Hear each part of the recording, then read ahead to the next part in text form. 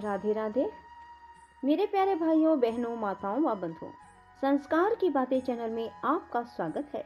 बंधुओं, आज मैं आपको सुना रही हूँ माघ मास महात्म की कथा का 10वां अध्याय।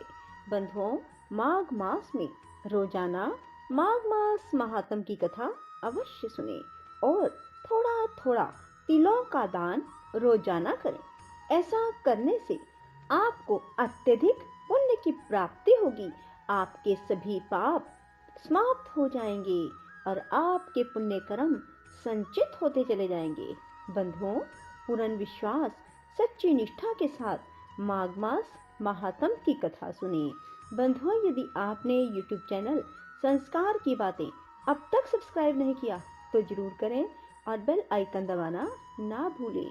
बोलो जुगल जोड़ी सरकार की जय, विष्णु भगवान की जय, लक्ष्मी माता की जय, शिव शंकर भोलेनाथ की जय, माँ पार्वती की जय, गुरुदेव की जय। 10वां अध्याय। यमदूत कहने लगे, हे वैश्य, एक बार भी गंगा जी में स्नान करने से मनुष्य सब पापों से छूटकर अत्यंत शुद्ध हो जाता है। जो गंगा जी को दूसरे तीर्थों के समान समझता है वह अवश्य नरक में जाता है। भगवान के चरणों से उत्पन्न हुई गंगा जी के पवित्र जल को श्री शिव जी अपने मस्तक में धारण करते हैं। वह ब्रह्मा जो संदेह रहित प्रकृति से अलग और निर्गुण है, ब्रह्मांड में उसकी समानता किससे हो सकती है। गंगा जी का नाम हजारों योजन दूर से ही लेने वाला नरक में नहीं जाता, इसलिए मनुष्य को अवश्यमेव गंगा जी में स्नान करना चाहिए। हे वैश्य, जो ब्राह्मण दान लेने का अधिकारी होकर भी दान नहीं लेता वह आकाश के नक्षत्र में चंद्रमा के समान है। जो कीचड़ से गौ को निकालता है, जो रोगी की रक्षा करता है या गौशाला में जो मरते हैं वे आकाश में तारागण होते हैं। प्राणायाम करने वाले मनुष्य सदैव उत्तम गति को प्राप्त होते हैं। प्रातः समय स्नान के बाद जो 16 प्राणायाम करते हैं वह घोर पापों से बच जाते हैं। जो पराई स्त्री को माता के समान मानते हैं वह यम की यातना को नहीं भोगते। जो मन से भी कभी पर स्त्री का चिंतन नहीं करता वह दोनों लोगों को अपने अधीन करता है। जो पराये धन को मिट्टी के समान समझता है वह स्वर्ग में जाता है। जिसने क्रोध को जीत लिया मानो उसने स्वर्ग को जीत लिया।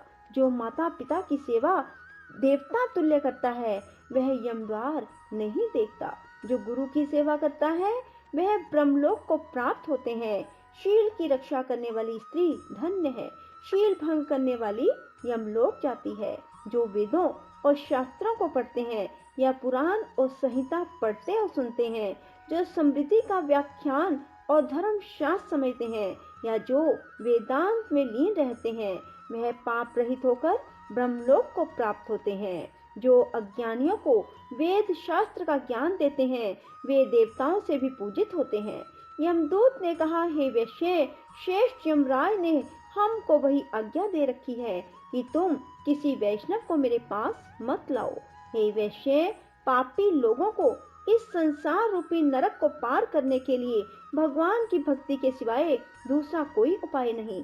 भगवान की भक्ति ना करने वाले मनुष्य को चंडाल के समान समझना चाहिए। भगवान के भक्त अपने माता पिता दोनों के कुलों को तार देते हैं और उनको नरक में नहीं रहने देते।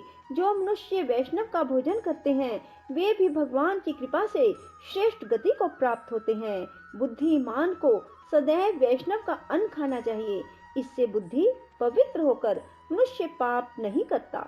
गोविंदाय नमः इस मंत्र का जाप करता हुआ जो मनुष्य मृत्यु को प्राप्त होता है वह परम धाम को प्राप्त होता है, इसमें संदेह नहीं है।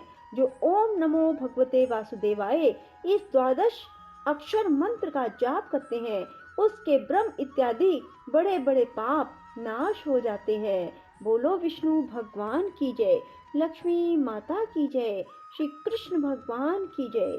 श्रीमन नारायण नारायण हरि हरि, श्रीमन नारायण नारायण हरि हरि, श्रीमन नारायण नारायण हरि हरि, श्रीमन नारायण नारायण हरि हरि, श्रीमन नारायण नारायण हरि हरि, श्रीमन